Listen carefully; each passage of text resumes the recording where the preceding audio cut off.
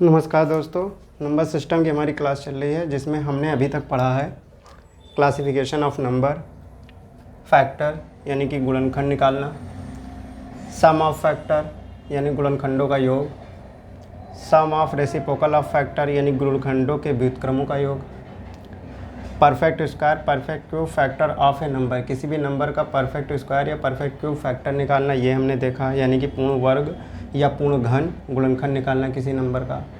आज हम देखेंगे प्रोडक्ट ऑफ ए फैक्टर यानी गुणनखंडों का गुणनफल। उसके बाद हम देखेंगे भाज्यता के नियम, फिर कोशिश करेंगे कि रिमाइंडर थ्योरम, यहाँ तक पहुँचने की कोशिश करेंगे। चलिए तो फिर हम देखते हैं आज प्रोडक्ट ऑफ ए फैक्टर यानी कि product of factor of a number, यानी कि किसी भी नंबर के जितने फैक्टर होते हैं उनका गुणनफल क्या होगा, ये देखते हैं। तो आइए शुरू करते हैं।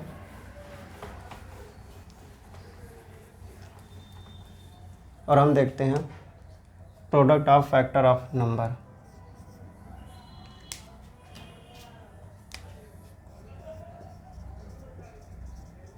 Product of factors of any number, यानी कि किसी संख्या के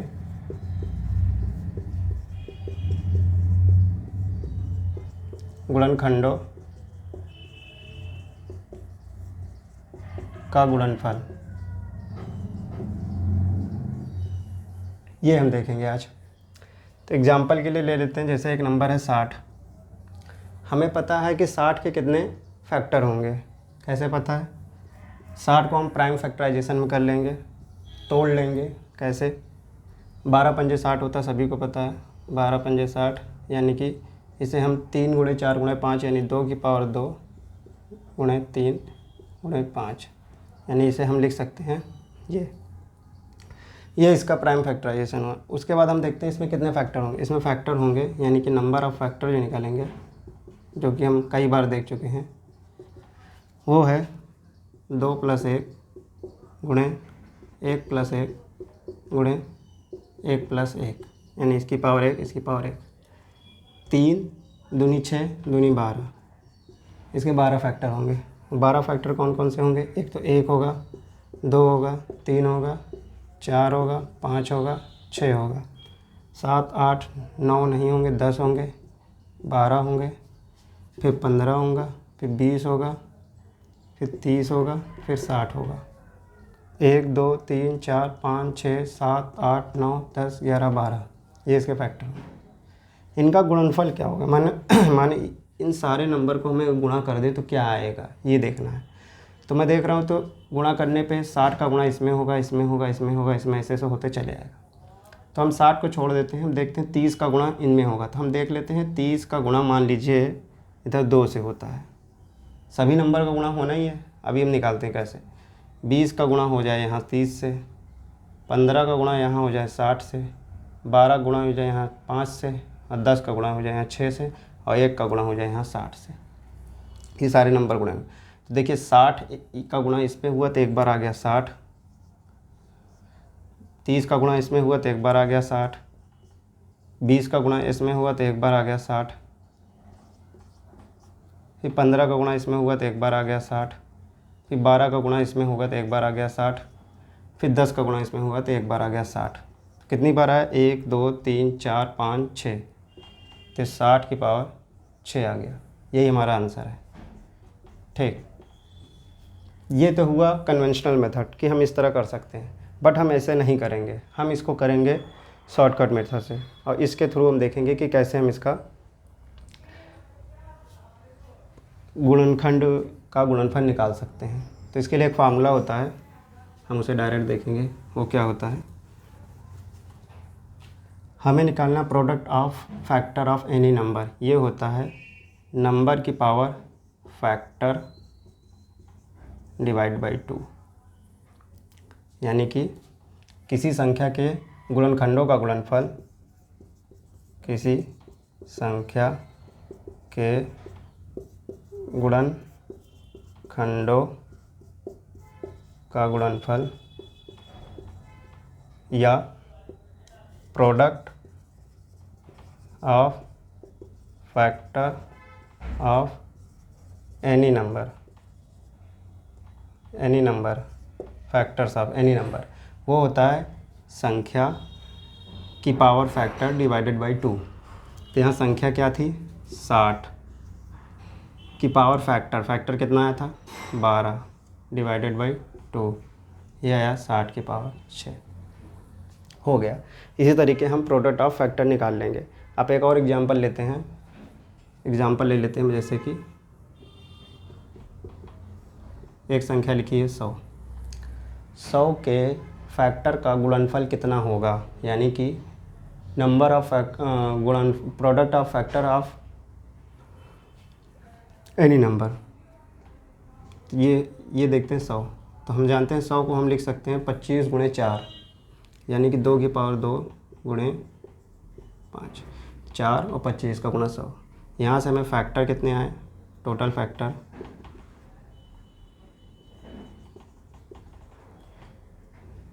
आया 3, 2 + 1 गुणे 2 + 1 डैट इज़ 9, यानी कि आंसर आया हमारा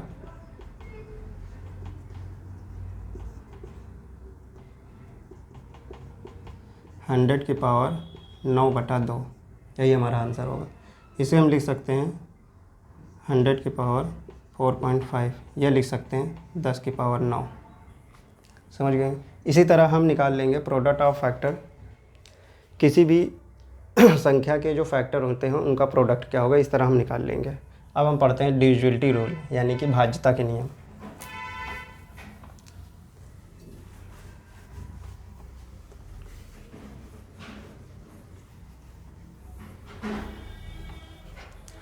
भाज्यता के नियम में हम देखेंगे कि भाज्यता के नियम, डिविजिबिलिटी रूल क्या होता है। नंबर सिस्टम में ये बहुत उपयोगी है, इसका हम बार बार प्रयोग करेंगे आने वाले क्वेश्चन में आगे। तो हम देखते हैं सबसे पहले जीरो एक कैसा नंबर है। जीरो के बारे में क्या कहेंगे कि जीरो सभी संख्या से डिवाइड हो जाता है। जीरो हर नंबर से विभाज्य है, केवल जीरो को छोड़कर।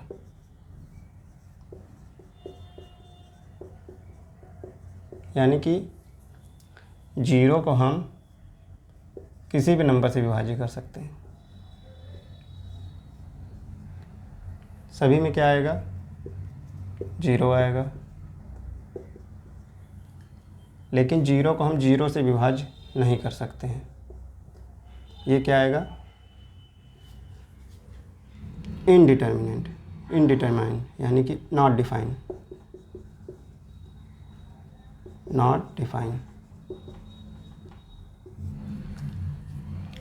देखिए, किसी संख्या से भाग देने का मतलब क्या होता है कि जब हम किसी संख्या से भाग देते हैं तो हम एक ऐसा नंबर ढूंढने चले जाते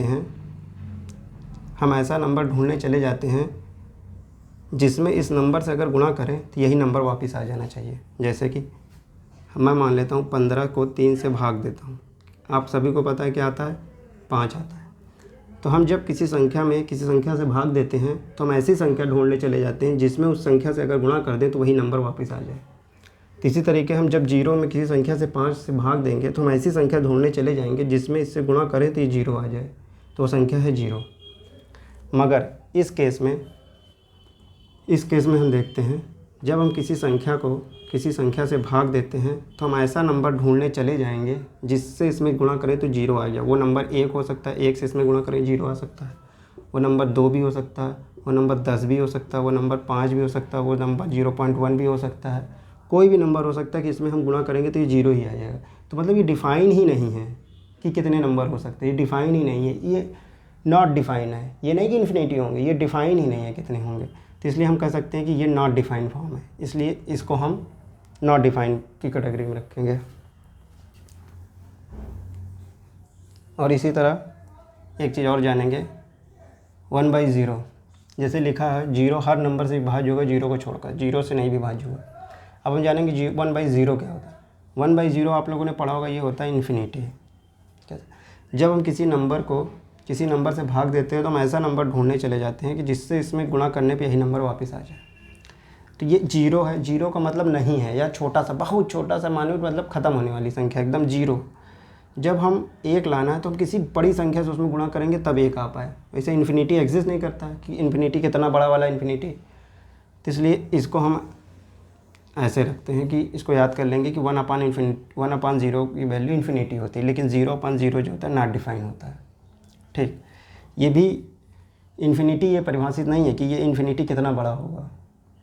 इसी तरह कोई भी नंबर को हम 0 से डिवाइड करेंगे तो हमेशा इन्फिनिटी आएगा। ठीक, इन्फिनिटी आना एक अलग केस है, नॉट डिफाइन होना एक अलग केस है। ठीक, अब हम देखते हैं, यानी कि ये हुआ जीरो का डिविजिबिलिटी रूल, कि जीरो के बारे में हम क्या कह सकते हैं कि जीरो हर नंबर को विभाज्य, ऐसा नहीं बोलेंगे, हर नंबर जीरो से विभाज्य, ऐसा भी नहीं बोलेंगे, जीरो हर नंबर से विभाज्य होगा, ऐसा बोलेंगे। जीरो हर नंबर से विभाज्य होगा सिर्फ जीरो को छोड़कर। अब देखते हैं एक के लिए डिविजिबिलिटी रूल क्या है। एक क्या है कि हम किसी संख्या को कैसे पता करेंगे कि वो एक से विभाज्य है। तो हम तो जानते हैं कि सारी संख्याएं एक से विभाज्य हैं,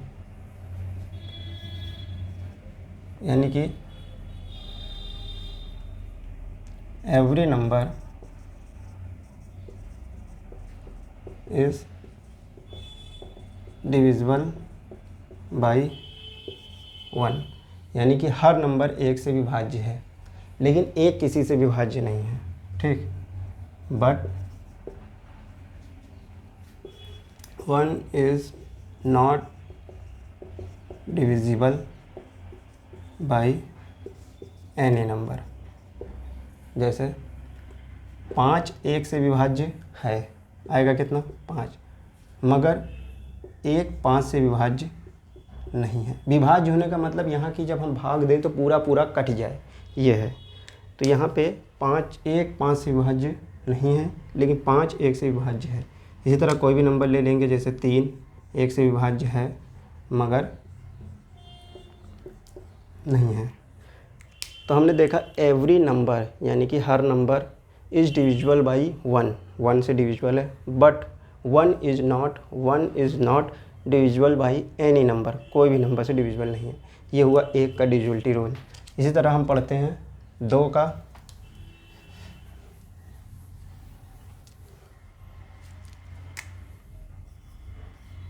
2 का डिविजिबिलिटी रूल, 2 का और 4 का और 8 का एक साथ पढ़ेंगे, देखते हैं क्या होता है। जैसे हमें पता करना है कि कोई नंबर 2 से विभाज्य है या नहीं है, any number is divisible by 2 और नॉट, तो उसके लिए हम क्या करेंगे, उसके लिए उस नंबर के लास्ट डिजिट को देखेंगे कि वह 2 से डिवाइड है कि नहीं। अगर लास्ट डिजिट 2 से डिवाइड है तो वह नंबर 2 से डिविजिबल होगा। इसी प्रकार 4 से डिविजिबिलिटी देखने के लिए हम देखेंगे क्या कोई नंबर 4 से विभाज्य है या नहीं है। उसके लिए हम क्या देखेंगे, किसी भी नंबर का आखिरी का 2 अंक, यानी कि लास्ट 2 डिजिट 2 से विभाज्य है या नहीं। अगर लास्ट 2 डिजिट 2 से विभाज्य है, 2 से डिविजिबल है, तो वह नंबर भी 2 से डिविजिबल होगा। इसी तरह 8 का देखेंगे, 8 के लिए क्या होगा, 8 के लिए ये होगा, अगर कोई नंबर का लास्ट 3 डिजिट 8 से विभाज्य है तो वह नंबर भी 8 से विभाज्य होगा, अदरवाइज नहीं होगा। ऐसा क्यों, देखते हैं। जैसे कोई नंबर हम मान लेते हैं, इसका रूल लिख लेंगे, लास्ट डिजिट मस्ट लिख लीजिए, मस्ट बी डिविजिबल बाई 2। कोई नंबर 2 से तभी विभाज्य होगा जब उसका आखिरी डिजिट 2 से विभाज्य होगा। इसमें लिख लेंगे last 2 digit must be divisible by 4। कोई नंबर 4 से तभी विभाज्य होगा जब उसका आखिरी 2 अंक, लास्ट 2 डिजिट 4 से विभाज्य होगा। इसमें लिख लेंगे last 3 digit must be divisible by 8। कोई भी अंक 8 से तब विभाज्य होगा जब उसका आखिरी 3 अंक 8 से विभाज्य हो। ऐसा इसलिए क्योंकि ये एक्चुअली 2 की पावर 2 ही है, ये 2 की पावर 3 है।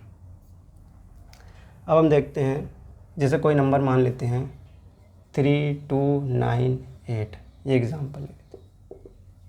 क्या यह नंबर 2 से विभाज्य है?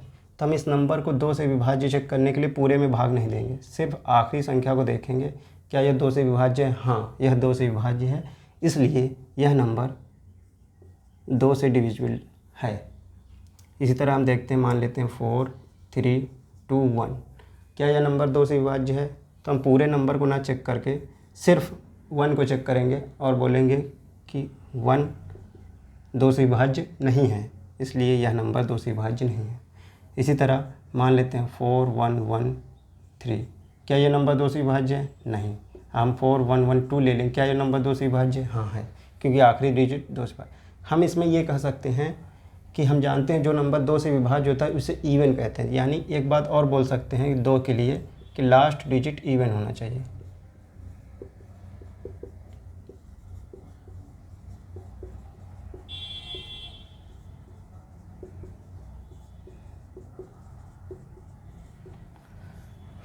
लास्ट डिजिट इवन यानी कि सम होना चाहिए, आखिरी अंक सम होना चाहिए, तब वो नंबर 2 से विभाज्य होगा। अब इसी तरह इसी एग्जाम्पल को देख लेते हैं, जैसे 3298। क्या यह नंबर 4 से विभाज्य? 2 से तो हमें पता है।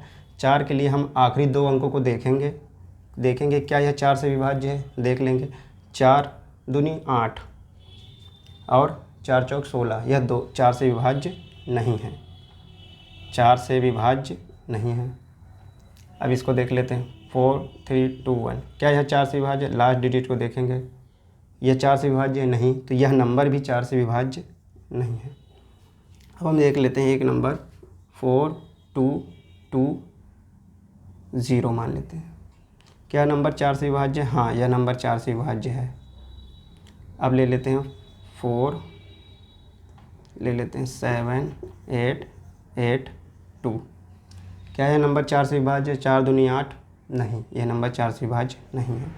लेकिन अगर हम यही ले लें 784, क्या यह नंबर 4 से विभाज्य है? हाँ, यह नंबर 4 से विभाज्य, क्योंकि इसका लास्ट 2 डिजिट 4 से विभाज्य है। इसी तरह लास्ट 3 डिजिट, जैसे अगर इस नंबर को लें 3298, क्या यह 4 से विभाज्य 8 से विभाज्य है? देख लेते हैं। लास्ट 3 डिजिट को पकड़ेंगे और देखेंगे 8 से विभाज्य है। 8 3 24, 5 बचा, यहाँ लगा, 8 7 56, नहीं। विभाज्य होने का मतलब उसमें शेषफल 0 बचे, रिमाइंडर 0 बचे, लेकिन यहाँ रिमाइंडर कुछ ना कुछ बच जा रहा है। वो हम शेषफल प्रमेय में रिमाइंडर के बारे में बात करेंगे, अभी हम सिर्फ डिविजिबिलिटी देख रहे हैं। तो यह नंबर 8 से विभाज्य नहीं है। इस नंबर को देखते हैं 4321, ये भी नहीं है। 8 चौक 32, 1 नहीं है। लेकिन अगर यही नंबर हम ले लेते हैं 4320 होता, क्या यह नंबर विभाज्य? बिल्कुल भी। 8 चौक 32, ये आ गया, ये नंबर 8 से विभाज्य है। इसी तरह हम ले लेते हैं 48872, मान लेते हैं ये नंबर 8 से विभाज्य है। देखते हैं 8 छंग 48, 8 कम 8, तो ये लास्ट 3 डिजिट 8 से विभाज्य, इसलिए यह नंबर 8 से विभाज्य है। तो हमने जाना 2 का डिविजिबिलिटी रूल क्या होता है कि आखिरी नंबर 2 से डिविजिबल होना चाहिए, तो नंबर भी 2 से डिविजिबल होता है। 4 का डिविजिबिलिटी रूल ये होता है कि अगर आखिरी का 2 अंक 4 से डिविजिबल है तो नंबर भी 4 से डिविजिबल होगा। 8 का डिविजिबिलिटी रूल ये कहता है कि अगर कोई भी नंबर चाहे वो जितना बड़ा हो, उसका आखिरी 3 अंक अगर 8 से कट रहा है तो वह नंबर भी 8 से कटेगा। ये हुआ। अब हम इसके बाद देखते हैं, 8 हो गया। अब हम इसके बाद देखते हैं 5 का डिविजिबिलिटी रूल। जो संख्याएं एक जैसी हैं, जिनका डिविजिबिलिटी रूल एक जैसा, उनको एक साथ बताया जा रहा है।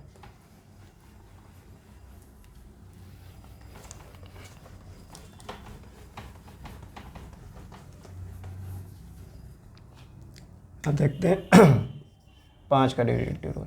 5 25 125, 5 25 125, इनका 3 को एक साथ पढ़ लेते हैं। 5 में भी वही कॉन्सेप्ट है कि last digit must be divisible by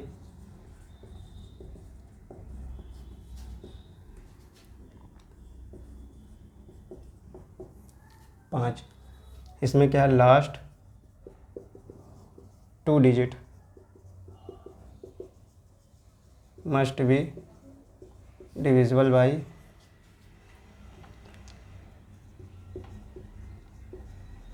25। इसमें क्या है, लास्ट 3 डिजिट, ठीक, मस्ट बी डिविजिबल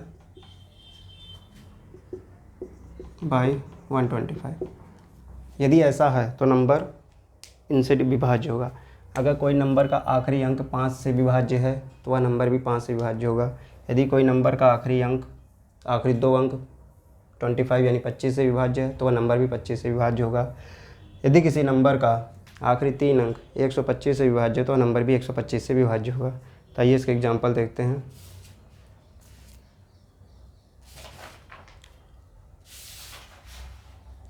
एक एग्जाम्पल ले लेते हैं, जैसे इसका तो चलिए ऐसे ही देख लेते हैं कि मान लेते हैं 7 2 5। क्या यह नंबर 5 से विभाज्य है? तो देख लेंगे कि आखिरी अंक 5 से विभाज्य है, तो इसलिए नंबर 5 से विभाज्य है। इसी तरह देख लेते हैं 6 6 5। क्या यह नंबर 5 से विभाज्य? हाँ, आखिरी अंक 5 से विभाज्य, इसलिए नंबर विभाज्य। अब ले लेते हैं जैसे 6 0 5, तो ये भी 5 से विभाज्य है। अब ले लेते हैं 7 7 0। क्या है नंबर 5 से विभाज्य है? हाँ, आखिरी अंक 5 से विभाज्य है, इसलिए ये नंबर 5 से विभाज्य है। तो हम हमेशा ये देखेंगे कि 5 केस में या तो आखिरी नंबर 5 आएगा या तो 0 है, इसके अलावा कुछ आ ही नहीं सकता, क्योंकि 5 का अगर हम टेबल पढ़ते हैं 5 दूनी 10 5 15 5 चौक 20, तो हमेशा 5 0 5 0 5 0 यही दिखाई देता है। तो हम एक चीज़ ये भी याद कर सकते हैं कि 5 के डिविजिटिव रूल में क्या होगा, लास्ट डिजिट 5 या 0 होगी। लास्ट डिजिट हमेशा 5 होगी या तो 0 होगी, ये होगा 5 का डिविजिटिव रूल। अब हम देखते हैं 25। तो 25 में देखते हैं, जैसे एक नंबर ले लेते हैं 6275। हमें पता है यह नंबर 25 से विभाज्य है कि नहीं, तो हम देखेंगे आखिरी 2 अंक 25 से विभाज्य है कि नहीं। हमने देखा कि आखिरी 2 अंक 25 से विभाज्य है, इसलिए यह नंबर 25 से विभाज्य है। अगर यह आखिरी 2 अंक 25 से विभाज्य नहीं होगा तो नंबर 25 से विभाज्य नहीं होगा। जैसे हम ले लेते हैं 100, यह आखिरी अंक तो दिख ही रहा है 25 से विभाज्य, इसलिए नंबर 25 से विभाज्य है। लेकिन अगर हम देखें 1105, क्या यह नंबर 25 से विभाज्य है? नहीं, यह नंबर 25 से विभाज्य नहीं है, इसलिए यह नंबर 25 से डिविजिबल नहीं होगा। लेकिन यह 5 से है, क्योंकि लास्ट डिजिट 5 है, या कह सकते हैं 5 से डिविजिबल है। सेम इसी तरीके हम 125 का देखते हैं। मान लीजिए कोई संख्या है,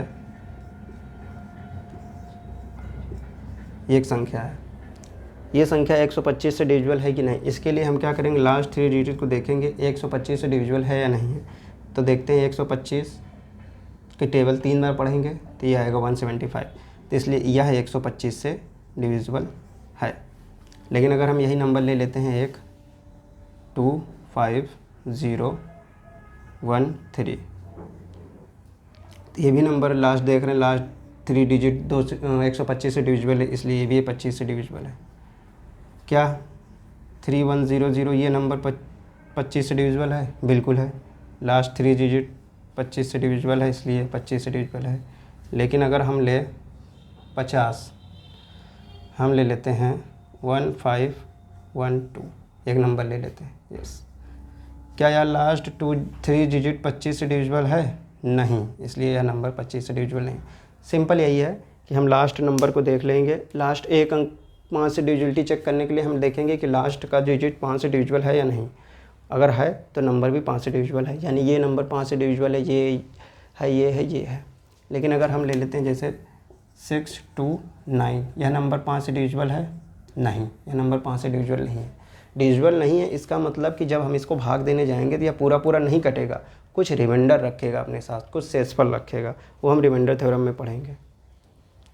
ठीक, ये हुआ 5 25 और 125। इसके बाद हम देखते हैं 3 और 9 का डिविजिबिलिटी रूल।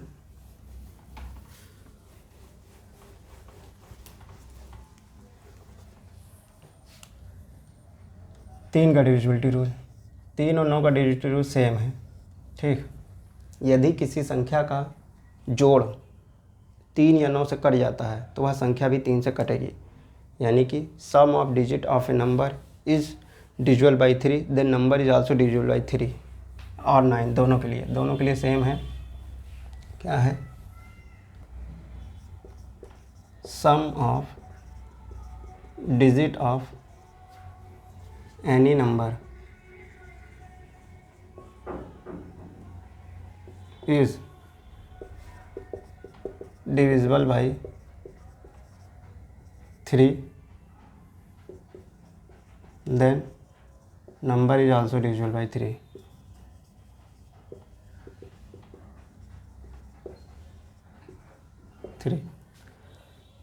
यदि किसी संख्या sum of digit of any number is divisible by 3 then number is also divisible by 3।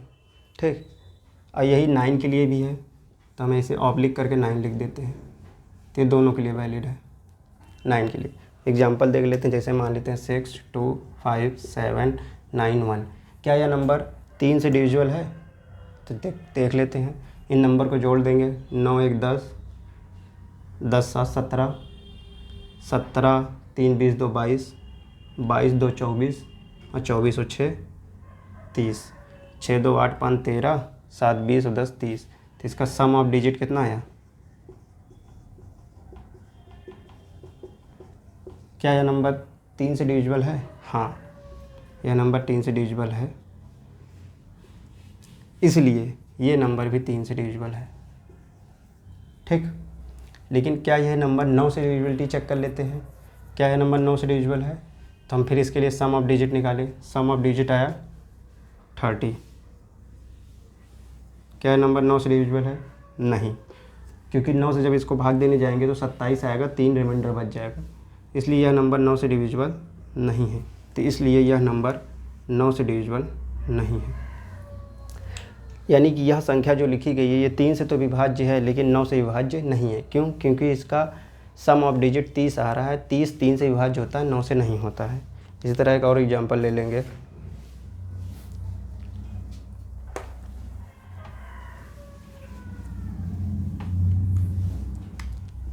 Five 0 7 6 9। देखेंगे क्या यह नंबर 3 से डिविजिबल है या नहीं है। देख लेते हैं। 9 6 15, 5 20 और 7 27। तो इसमें सम ऑफ डिजिट कितना आया, यानी अंकों का योग कितना आया? 27। क्या यह 27 3 से डिविजिबल है? हाँ, तो इसलिए यह नंबर भी 3 से डिविजिबल है।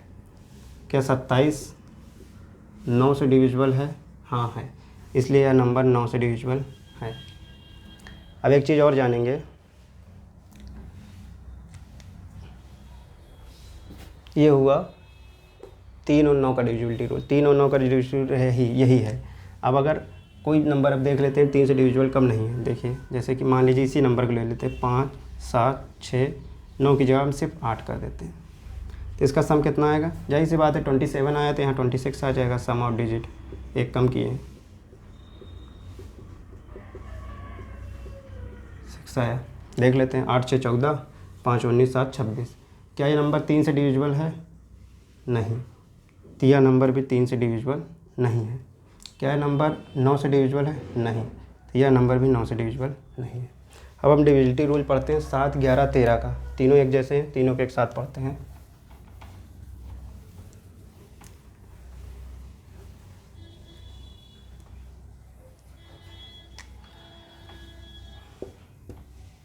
सात 11 13 का डिविजिबिलिटी रूल।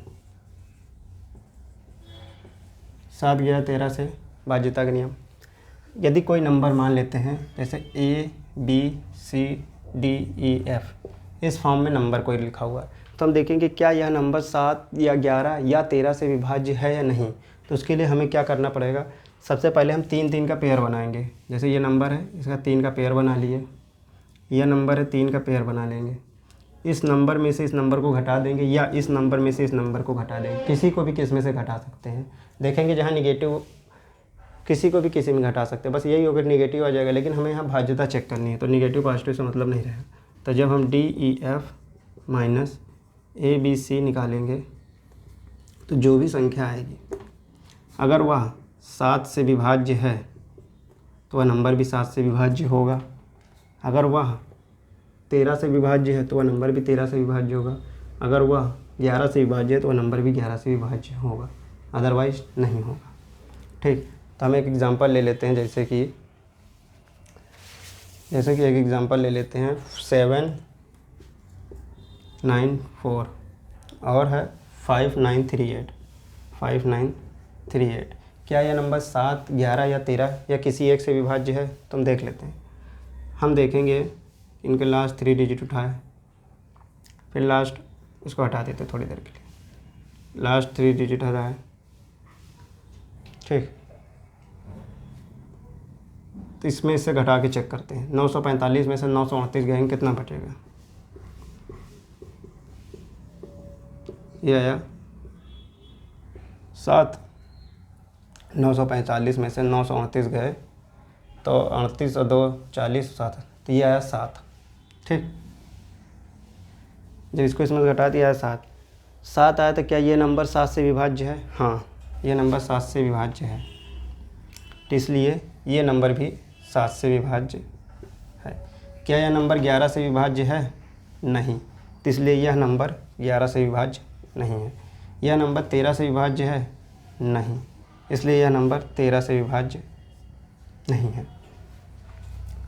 ठीक, अब एक एग्जांपल देखते हैं हम। 128 47835 478 और 375। जैसे ये नंबर है, इस नंबर को देखेंगे, यह नंबर किससे विभाज्य है? 7, 11, 13 से विभाज्य है या नहीं है? तो हम क्या करेंगे, लास्ट 3 डिजिट को इसमें देख लेंगे। अब आप लोग सोच रहे होंगे ये 2 डिजिट एक्स्ट्रा आ गई, तो जब भी ऐसा केस आ जाए कि 2 डिजिट एक्स्ट्रा आ जाए तो हम क्या करेंगे, इसके आगे 0 बढ़ा के इसको भी 3 डिजिट बना लेंगे। ठीक, ये 3 डिजिट के नंबर हो गए। अल्टरनेट वाले यानी इनको जोड़ देंगे, उसमें से इसको हटा देंगे। जब भी ऐसा अगर बार बार आ रहा हो तो हम 3 डिजिट का पेयर बनाते चले जाएंगे। अगर 6 डिजिट रहेगी तो सिंपली इस डिजिट में से इसको घटा देंगे और जो नंबर आएगा उसको देख लेंगे कि 7 से 11 से 13 से विभाज्य है या नहीं।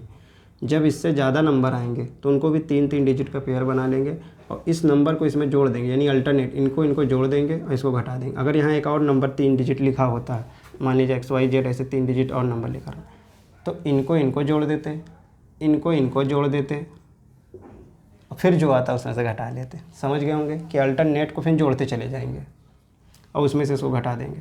तो यहाँ पे हम देखते हैं क्या करेंगे, हम इसमें इस नंबर को जोड़ देंगे, इसमें से घटा देंगे। 478 माइनस इसको इसमें जोड़ देंगे 375 प्लस 12, देखते हैं कितना आता है।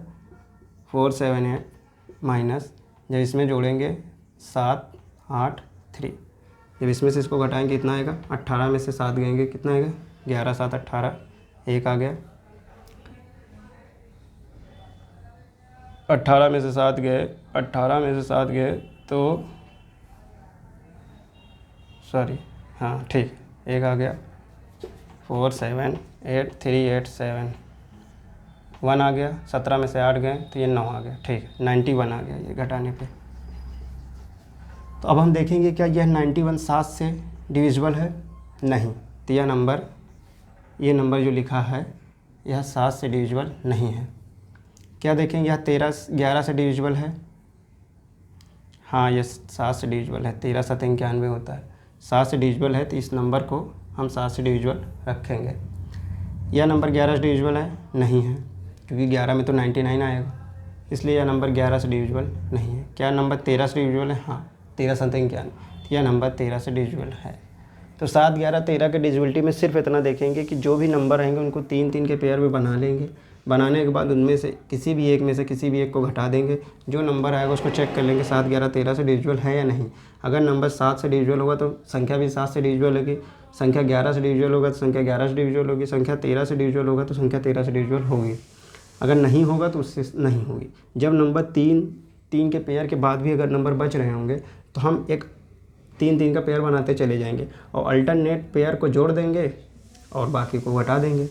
अगर 6 डिजिट रहेंगे तो ऐसे ही काम चल जाएगा। 9 डिजिट रहेंगे तो इनको उठा के इसमें जोड़ देंगे, इसको घटा देंगे। 9 के बाद अगर 12 डिजिट रहेगा तो उस 6 डिजिट को इसको इन 6 से, इसको इन 6 से, 3 से जोड़ करके जो नंबर आएगा उसमें घटा करके 7, 11, 13 से डिविजिबिलिटी चेक कर लेंगे। अगर वो नंबर 7 से कटा तो 7 से कटेगी संख्या, 13 से कटा 13 से कटेगी, 11 से कटा तो 11 से कटेगी। एक चीज़ हम यहाँ पे और देखते हैं, ये नंबर 7 से कट रहा है, ये नंबर 13 से कट रहा है, इसका मतलब यह नंबर 91 से भी कटेगा, यह नंबर 91 से भी कटेगा, 91 से भी डिविजिबल होगा। क्यों? इसके लिए एक नियम है, हम पढ़ते हैं, अभी बताते हैं ऐसा क्यों।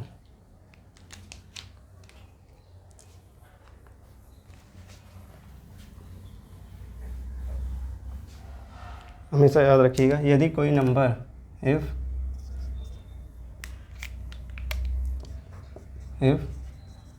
Any number is divisible by A and B, यदि कोई नंबर ए और बी से डिविजिबल है, then if any number is divisible by a and b, then number is also divisible by a b, यानी उनके गुणनफल से भी डिविजिबल होगा। If a and b are coprime, ये कंडीशन जरूरी है। को प्राइम का मतलब सह अभाज्य होता है, पहली क्लास में पढ़ाया गया था। ठीक, यदि कोई संख्या a से और b से विभाज्य है तो वह नंबर a इंटू बी से भी विभाज्य होगा। कब?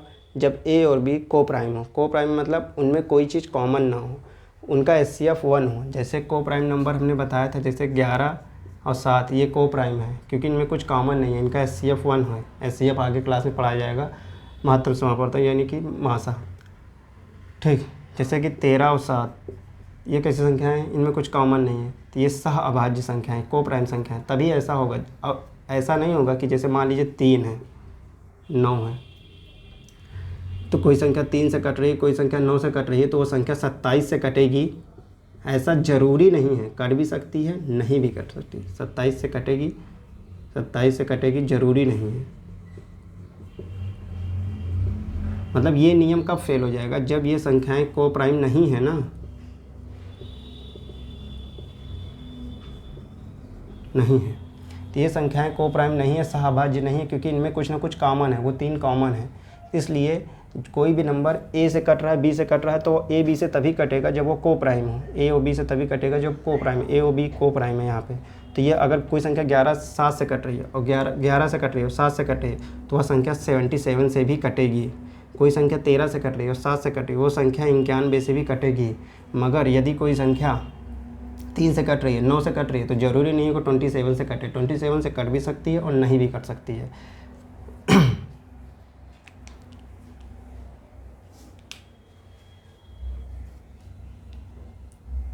अब आगे देखते हैं। इसमें एक एग्जांपल ले लेते हैं, जैसे जिसमें तीनों कट रहे हों।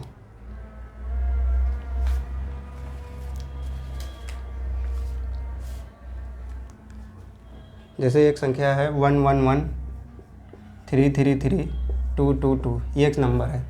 ठीक, ये नंबर देखते हैं किससे कटता है, किससे नहीं कटता है। तो हम 3 3 का पेयर बना लेंगे। ये हमने पेयर बनाया, ये हमने पेयर बनाया, ये हमने पेयर बनाया। अल्टरनेट को इनको जोड़ देंगे, इसमें से इसको घटा देंगे। जब इसमें इसको जोड़ेंगे, जाहिर सी बात है, हमें पता है 3 3 3 आ जाएगा। इसमें से घटाएंगे, फिर इनको जोड़ा 3 3 3, फिर इसमें घटाया 3 3 3, ये 0 आ गया। यह 0 7 से कट रहा है, बिल्कुल कट रहा है। 11 से कट रहा है, बिल्कुल कट रहा है। 13 से कट रहा है, बिल्कुल कट रहा है। तो यानी यह संख्या भी 7 से कटेगी, 11 से कटेगी, 13 से कटेगी। इसका मतलब यह संख्या 77 से भी कटेगी। क्यों? क्योंकि इन दोनों से कट रही है, तो 77 से भी कटेगी। 13 से 91, 91 से कटेगी। और 11, 13 दाम में 130, 10 13 दाम में 130 और 10 140, 141। 11 गुणे 13 कितना आएगा? 13 और 13। यह संख्या 143 से भी कटेगी। और यह संख्या क्योंकि तीनों को प्राइम है तो 1001 से भी कटेगी। क्यों? क्योंकि 7 गुणे 11 गुणे 13 क्या आएगा, हमें पता है इन दोनों का प्रोडक्ट 143 आएगा। और 7 से 7 ही 21 1 हाथ लगे 2, 7 चौक 28 2 30 का 0 हाथ लगे 2, 7 28 2 30 का 0 हाथ लगे 2, 7 कम 7 2 7 चौक 28 7 21 का 1 हाथ लगे 2, 7 चौक 28 2 30 का 0 हाथ लगे 3 7 1 7 3 10। ये हो गया। ठीक, यह संख्या हम जान रहे कि यह नंबर जो है वो 7 से कट रहा है, 11 से कट रहा है, 13 से कट रहा है। ठीक, क्योंकि हमने यहाँ पे चेक कर लिया यह नंबर, इसका मतलब 77 से भी कटेगा। क्यों? क्योंकि अभी ने लिखा था क्योंकि ये को प्राइम है। यह संख्या 143 से भी कटेगी, यह संख्या 101 से भी कटेगी। ठीक, समझ गए क्या बताना चाह रहे हैं? तो अब हम एक चीज़ देखते हैं, रिपीटर। जैसे कि कोई संख्या मान लेते हैं, एक क्वेश्चन है, एक संख्या है ए बी, यह संख्या इज डिविजिबल बाय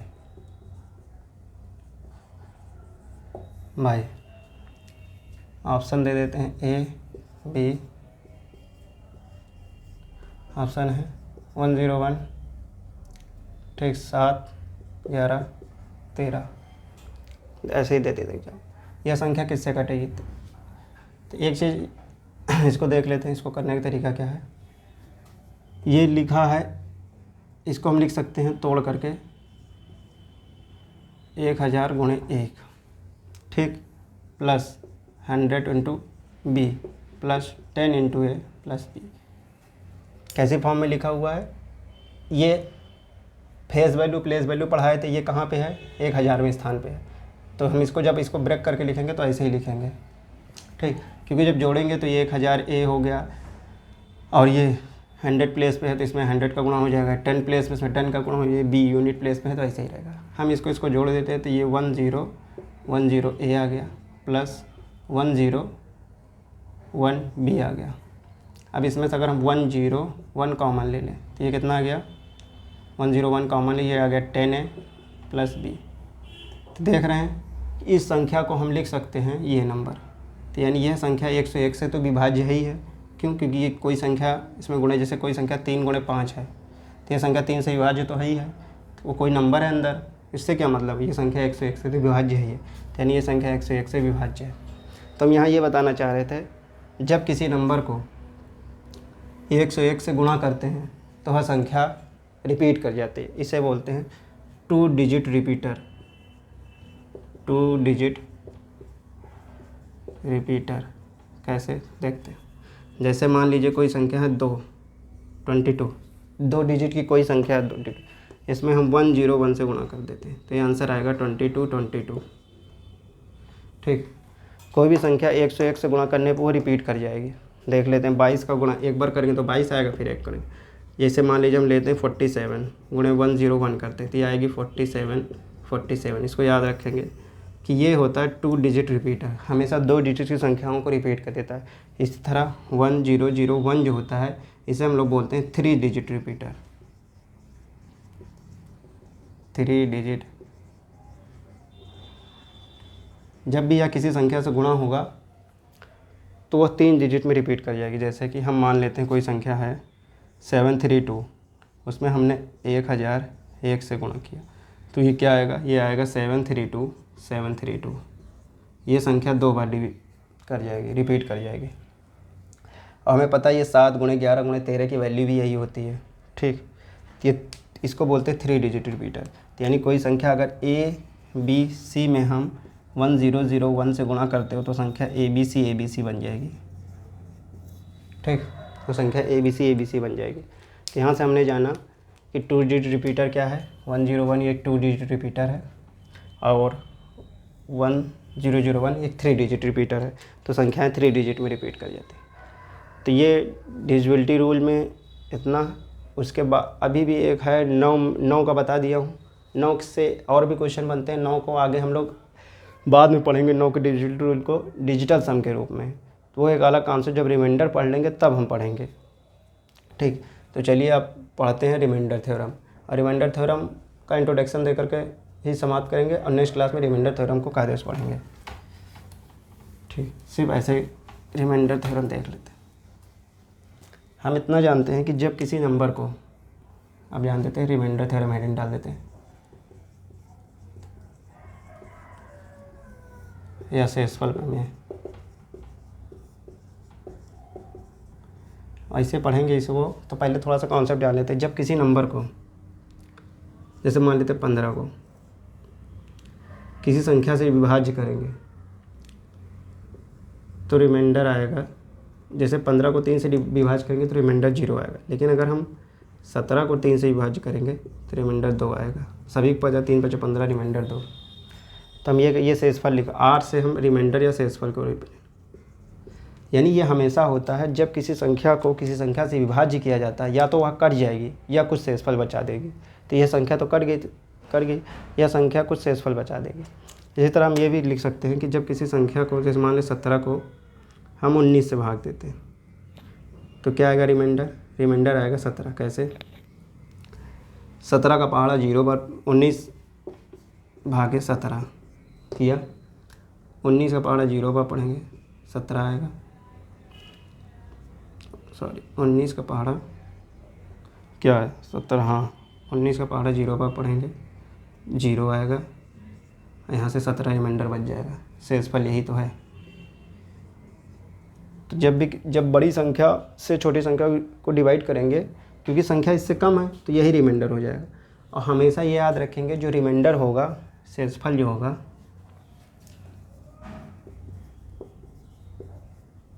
या रिमाइंडर जो भी होगा, यह हमेशा छोटा होगा किससे? नंबर से।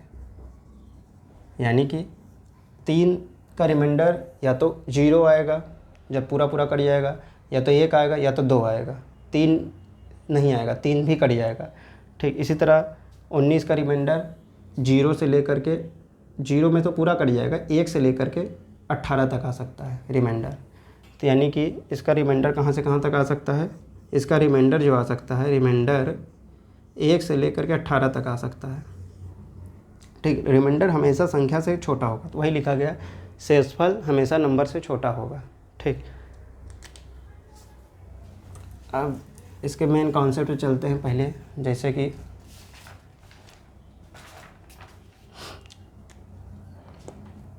जैसे कि हम लोग भाग देते हैं तो इसको बोलते हैं भाजक, इसको बोलते हैं भागफल, यहाँ पे आता है शेषफल। ठीक, यहाँ पे आता है भाज्य। ठीक, इसको बोलते हैं डिवाइज़र,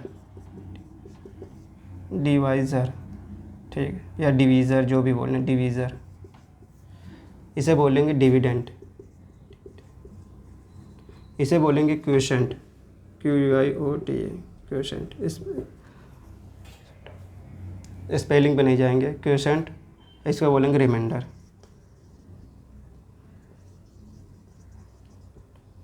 ठीक, तो हम जानते हैं कि जैसे एग्ज़ाम्पल ही लेते हैं, मान लीजिए हम 7 से यहाँ लेते हैं, 7 से यहाँ पे एक नंबर ले लेते हैं 59, इसको भाग देते हैं, कितनी बार में जाएगा? 7 8 56, यहाँ 8 आएगा, 56 को यहाँ लिखेंगे, यहाँ कितना आएगा? यहाँ 3 आएगा। ठीक, तो हम 7 8 56, यहाँ पे 3 आया, यानी कि भाजक 7 है, यहाँ भाज्य 59 है, और भागफल 8 है, और क्वोशेंट रिमाइंडर 3 है। तो इसका एक फार्मूला होता है कि डिविडेंड बराबर, यानी कि भाज्य बराबर भाजक गुणे भागफल प्लस शेषफल। इसको देखेंगे, डिविडेंड बराबर डिवाइज़र गुणे क्वोशेंट प्लस रिमाइंडर। ठीक, जैसे कि डिविडेंड कितना था 59 बराबर क्या होगा 7 गुणे 8 प्लस 3, 7 8 56 3 59। तो इसको याद करने का तरीका ये है, इसको ऐसे याद नहीं करना है तो लिख के हमने बता दिया। दिस इक्वल टू यानी कि इसके बराबर क्या होगा, जैसे this into this plus this equal to this, समझ गए। यानी कि इसको अगर हमें निकालना है, कभी भी भाज्य को निकालना बीच वाली संख्या को, तो इसका इसमें गुणा कर देंगे और इसमें उठा के जोड़ देंगे तो यही आ जाएगी। तो this into this plus this, यानी बाहर अंदर की वैल्यू इसको चाहिए हमें, तो बाहर से इसे चलेंगे, बाहर का गुणा कर लेंगे, इसे बाहर से जोड़ लेंगे तो हमेशा ये आ जाएगी। तो this into this plus this बराबर दिस, वही करेंगे। देखो क्या हुआ, this into this plus this बराबर दिस। ठीक, समझ गए, ये हो गया। इसी तरह अगर हम जैसे एक एग्जांपल लिए थे कि मान लीजिए 17 को हमने 18 से डिवाइड किया या 19 से डिवाइड किया था, तो हम क्या करेंगे, 0 बार में ले जाएंगे तो यहाँ 0 आएगा, तो यहाँ 17 आएगा। तो हम इसमें देख लेंगे 17 बराबर दिस इंटू दिस 19 गुणे 0 प्लस 17। देखो 19 में 0 गुणा हुआ 0, ये 17 आ गया। तो ये था क्या कहते हैं रिमाइंडर थ्योरम। ये नहीं है, ये रिमाइंडर थ्योरम का बेसिक कॉन्सेप्ट। हम रिमाइंडर थ्योरम को शॉर्ट में पढ़ेंगे कि कैसे हम किसी भी संख्या का रिमाइंडर निकाल सकते हैं इन शॉर्ट। तो ये इन डिटेल था कि हम रिमाइंडर कैसे निकालेंगे। अभी हम रिमाइंडर थ्योरम में बहुत कुछ पढ़ेंगे। तो अब मिलते हैं नेक्स्ट क्लास में, इसको रिवाइज करिएगा। तब तक के लिए नमस्कार।